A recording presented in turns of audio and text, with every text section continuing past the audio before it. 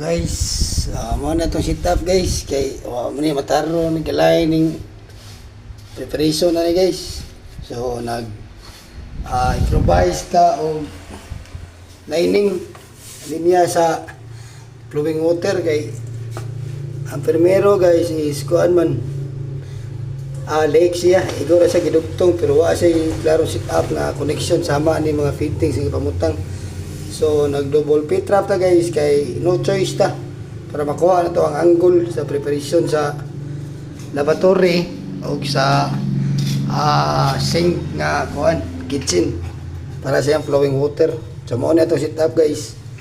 Utangan ni sa elbow diri para sa iyang lavatory maka-flow yung tubig dito. O yung kini sa yung kitchen sink mo na ni siya diri gikan dito. So nag double pit trap ta aron sa pag kuha sa angle niya, no? So una niya itong pag